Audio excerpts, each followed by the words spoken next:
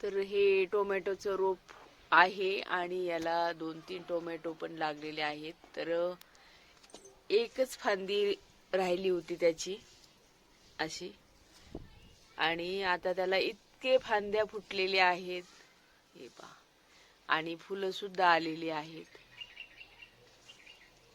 किती छान असं हे रोप तयार झालेलं आहे.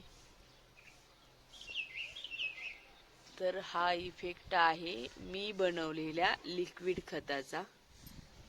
हे पहा, इथे सुद्धा तसंच आहे.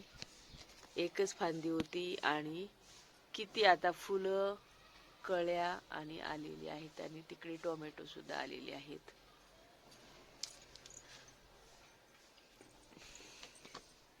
मला असं वाटत होतं की याला काढून फेकून द्यावं, कारण त्याला काहीच येत नव्हतं.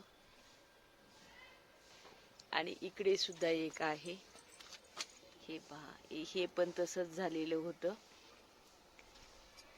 आणि हे एक टोमॅटो आहे, आणि हे खूप छोटंसं रोप होतं. 8 दिवसापूर्वी हे अगदी 3 इंचाचं रोप होतं, फक्त 3 नाही 4-5 इंचाचं रोप असेल. तर नंतर मी त्याला ते लिक्विड टाकलं आणि तुम्ही पाहू शकता याला ह्या फुलं आलेली आहेत. किती छोटंसं आहे, आता पण खूप मोठं नाहीये, पण त्याची ग्रोथ किती छान झालेली आहे. याचे पानं पहा, याला फुलं येतात, ते म्हणजे एकदम हिरवगार झालेलं आहे. पहा, हे पहा, तर याची पण पानं पहा, हिरवीगार झालेली आहेत. हे पहा, तर याच्यामध्ये मी हे लिक्विड खत तयार केलेलं आहे आणि 8-10 दिवस झालेले असतील याला. हे पहा, करूनच ठेवलेलं आहे. मला जेव्हा वेळ मिळतो तेव्हा मी 8-1 दिवसातून येऊन याला हे टाकून देते.